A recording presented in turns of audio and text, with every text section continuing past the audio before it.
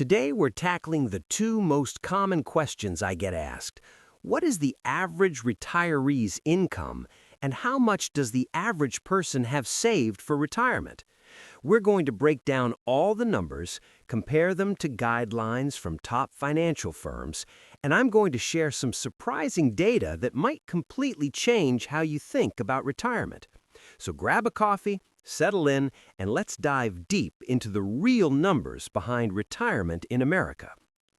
Number 1. Average retirement income statistics. Let's start with the foundation, Social Security. I'm pulling this data directly from SSA.gov, the official Social Security website. The average Social Security check is just under $2,000 per month, specifically $1,976. Now, this is really important to understand. This number is a blend of everybody. It includes people who decided to take Social Security early at age 62, people who took it at their full retirement age, and people who waited until they were 70 to get the maximum benefit. Here's how the system works. There's a penalty for taking it early and a bonus for waiting. If you take Social Security at age 62, you only get 70% of your full retirement age benefit. That's a 30% cut. If you wait until your full retirement age, which is more for most of us, 67, you get 100% of what you would have received at 67. That's a 24% permanent increase just for waiting 3 more years. But Social Security is just one piece of the retirement income puzzle. According to the U.S. Census Bureau and Social Security Administration data, the average total retirement income in the United States in 2025 is approximately $60,000 per year, or $5,000 per month. However, and this is crucial, averages can be very misleading because they're skewed by high earners. Some retirees have substantial pensions, high savings levels, and maximum Social Security benefits, and they pull that average up. That's why I always look at the median as well. The median retirement income, where half of retirees earn more and half earn less, is $48,000 per year, or $4,000 per month. This gives you a much more realistic picture of what typical retirees are actually living on. So, let's recap this first section. The average Social Security check is about $2,000 per month, average total retirement income is $5,000 per month, and the median is $4,000 per month. Number 2, salary variations by age groups. Now, before we can really understand retirement income, we need to look at what people earn during their working years. I'm pulling this from a Forbes article called Average Salary by Age in 2025. Let's start with the youngest workers. For ages 16 to 19, the average annual wage is just under $34,000. These are typically part-time jobs, entry-level positions, or summer work. For ages 20 to 24, earnings jump to just over $41,000. These people are usually finishing college or starting their first real careers. Now here's where things get interesting. The 25 to 34 age group sees earnings approach $60,000 per year. This is serious career building time. For ages 35 to 44, earnings hit almost $70,000 annually. This is serious career-building time. The ages 45 to 54 bracket represents peak earning years for most Americans, with an average of $71,550. This is the highest earning period. Interestingly, ages 55 to 64 see a slight dip to $67,704. Some people start scaling back or transitioning to less demanding roles as they approach retirement. And finally, for those 65 and older, many of whom are still working at least part-time, the average is $63,544 per year. That breaks down to about $1,200 per week, or roughly $5,000 per month. Number 3, salary variations by state and education. Now, these national averages don't tell the whole story because where you live and your education level make massive differences. The Forbes article breaks this down by state, and the variations are significant. For example, in New Jersey, households aged 65 and older earn an average of $69,000. That's about $10,000 more than the national average. Other high-cost states like California, New York, and Massachusetts show similar premiums. Meanwhile, states in the South and Midwest typically show lower averages. But here's where it gets really interesting: the education factor. The data shows that a high school graduate earns an average of $40,000 per year. Someone with a bachelor's degree earns $67,000 annually. That's 67.5% more than a high school graduate. And if you have a master's degree, you're looking at just over $81,000 per year. Let me put this in perspective. Over a 30-year career, the difference between a high school diploma and a bachelor's degree is roughly $810,000 in additional earnings. That's potentially $810,000 you could save and invest for retirement. The article also breaks down earnings by gender, and while we won't dive deep into that today, it's worth noting that pay disparities still exist and significantly impact retirement readiness for many people. Number 4. Retirement Savings Guidelines from T. Rowe Price. Okay, so now we know what people earn, but how much should they be saving? T. Rowe Price, one of the major investment firms, has created guidelines, and they use an interesting approach. Instead of saying you need X dollars, they measure savings as a multiple of your salary, so the target scales with your income level. Let me walk you through each age milestone. By age 40, you should have 1.5 to 2.5 times your annual salary saved for retirement. So, if you're making $60,000, you should have between $90,000 and $150,000 saved. At age 50, the target is 3.5 to 5.5 times your salary. That's $210,000 to $330,000 for someone earning $60,000. By age 55, it jumps to 4.5 to 8 times your salary. That's $270,000 to $480,000. Notice how that range is getting wider? That's because your personal situation starts to matter more. At age 60, you need 6 to 11 times your salary saved. $360,000 to $660,000 for our $60,000 earner. And finally, at age 65, you should have 7.5 to 13.5 times your salary. That's $450,000 to $810,000 for someone making $60,000. Now, why are these ranges so wide? It comes down to 3 main factors. Are you married with dual income? Are you married but only one partner works? Or are you single? Each situation requires different saving levels because of differences in Social Security benefits and household expenses. Here's my honest take, though. I don't fully agree with the salary multiple approach. What you need for retirement really depends on what you'll spend, not what you earn. If you make $100,000 but live on $50,000, you don't need as much saved as someone who makes $100,000 and spends $90,000. But these benchmarks from T. Rowe Price are still a useful starting point. Number 5. The harsh reality: actual savings data. All right, we've talked about what you should have saved.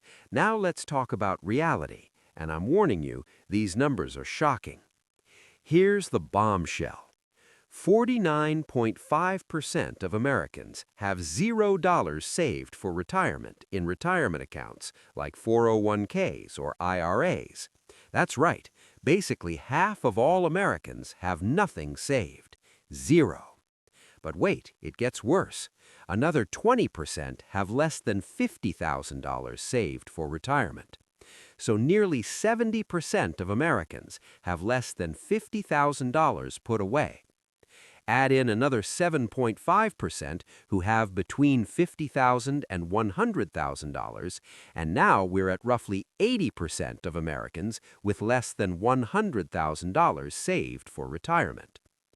To put that in perspective, $100,000 using the safe 4% withdrawal rule would give you only $4,000 per year in retirement income. That's just $333 per month. Now, here's an important caveat. These numbers only include retirement accounts like 401ks or IRAs. Some people have savings outside these accounts, in regular brokerage accounts, real estate, or other investments.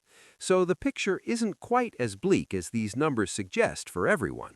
But still, the vast majority of Americans are woefully unprepared based on traditional retirement accounts alone. Number 6. Net worth by age.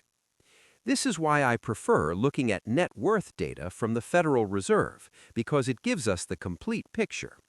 Net worth includes everything you own, your home, retirement accounts, savings, investments, minus everything you owe, mortgage, loans, credit cards. Here's what the Federal Reserve's Survey of Consumer Finance shows us. For people under 35, the median net worth is about $40,000. This includes people just starting out, maybe buying their first home, still paying student loans. Ages 35 to 44, that number jumps to just over $135,000. People are building home equity, advancing in careers, and contributing to retirement. For ages 45 to 54, median net worth reaches just under $250,000. This is peak earning and hopefully peak saving time. At ages 65 to 64, that crucial pre-retirement decade, median net worth is just under $365,000. Now, here's something really interesting. For ages 65 to 74, when many people are newly retired, median net worth actually increases to $410,000. Why? Because early in retirement, investments are still growing, but you haven't started drawing down heavily yet. Social Security and maybe a pension are covering expenses. But by age 75 and beyond, median net worth drops to $335,000. This is natural. You're living off your savings, inflation is eating away at purchasing power, medical expenses increase. This is the drawdown phase. Here's a critical point about these numbers.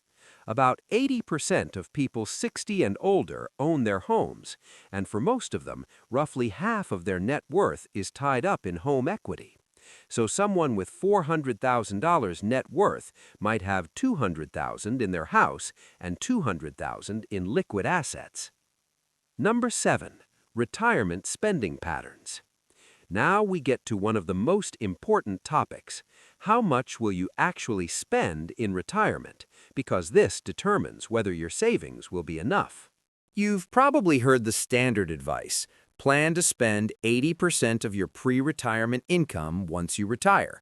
So if you're making $100,000, plan on $80,000 per year in retirement. But Goldman Sachs did research that completely challenges this conventional wisdom. They surveyed actual retirees and found that some were spending 50 to 60% of their pre-retirement income, others 60 to 70%, and others 70 to 80%. Here's the kicker. There was no difference in satisfaction levels between these groups. Retirees spending only 50% of their former income were just as happy as those spending 80%. Why is this possible? When you retire, major expenses disappear. First, you're no longer saving for retirement. That 10 to 15% going to your 401k is freed up. Second, no more commuting costs, parking fees, or professional wardrobe expenses. Third, your mortgage might be paid off after 30 years. Fourth, no more payroll taxes on earned income. Fifth, the kids are hopefully independent. And sixth, you're probably downsizing in other ways. Smaller home, one car instead of two, fewer subscriptions. This is a huge lever you can pull. If you can be happy on 60% instead of 80% of your pre-retirement income, you just reduced your retirement savings target by potentially $500,000 or more. Number 8, the power of having a financial plan. Now here's something that can dramatically improve your retirement outcome: having a financial plan. Goldman Sachs found that people with a written financial plan saved 27% more than people without one. Think about that, 27% more. If someone without a plan saved $500,000, someone with a plan saved $635,000. That's a $135,000 difference from making one decision. Why does this work? The plan creates clarity. You know exactly how much to save and whether you're on track. It creates commitment. Written goals are more likely to be achieved. It provides accountability through regular check-ins, and it allows for adjustment as life changes. The gold standard is working with a qualified financial advisor. But many people, maybe you're one of them, have worked hard for decades and don't want to give up control of their money. That's completely legitimate. But here's my advice. Don't use Excel or Google Sheets for retirement planning. Use sophisticated software designed specifically for this. The one I use and recommend is called Bolden. It used to be called New Retirement. Full disclosure, I'm an affiliate, but I recommend it because it's genuinely powerful, easy to use, and super affordable compared to hiring an advisor. Number 8, Social Security. Finally, let me share some encouraging news, especially if you're feeling anxious about your retirement savings. Social Security provides a much stronger safety net than most people realize. I want to share research from Andrew Biggs, who's a senior fellow at the Enterprise Institute. But more importantly, he was the principal deputy commissioner at Social Security Administration. This guy oversaw policy research at Social Security at the highest levels.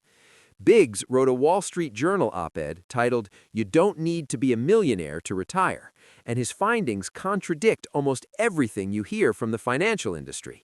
The Federal Reserve surveyed retirees aged 65 to 74 about their financial security, and those who reported doing okay or living comfortably had a median of only $50,000 to $100,000 saved, and those reporting living comfortably between $100,000 and $250,000. Now, do I think that's ideal? No, I'd prefer people have more. But here's Big's key point. Social Security benefits are more generous than people think. An average couple retiring in 2022 receives nearly $46,000 per year in combined benefits, and that's up from $34,600 in 2000, adjusted for inflation. Before touching a penny of their own savings, a typical couple has an income more than twice the elderly poverty threshold from Social Security alone. If you add even modest savings, generating another $10,000 to $20,000 per year, you're at $56,000 to $66,000 in total retirement income, which for many people is genuinely enough to live comfortably. Remember, retirement has 3 income sources: Social Security, pensions, though only 14% of private workers have these now, and personal savings. For most people, it's really just Social Security plus whatever you've saved. So, let's bring this all together. The average retiree has about $5,000 per month in income, with the median at $4,000. Most of this comes from Social Security, which provides about $2,000 per month or $46,000 per year for couples. Ideally, by age 65, you'd have 7.5 to 13.5 times your salary saved. But the reality is that 80% of Americans have less than $100,000 in retirement accounts, and the median net worth at retirement is around $400,000, half of which is typically home equity. But here's the good news. You have more control than you think. You can adjust your spending in retirement. Many people thrive on 50 to 60% of pre-retirement income. Having a financial plan increases your savings by 27%, and Social Security provides a stronger foundation than most people realize. You are where you are. If you're behind on savings, don't panic. There are strategies to catch up. And remember what we talked about. More money comes at the cost of less time. Balancing accumulation with actually enjoying your senior years is crucial. If you found this video valuable, please give it a thumbs up and hit that subscribe button. I'm trying to grow this channel, and your support really helps. If you've watched several of my videos and found them useful, subscribing is a free way to say thank you. In my next video, we'll talk about why waiting until 65 to retire might actually be a big mistake for many people. You won't want to miss that one. Thanks for watching, and I'll see you in the next video.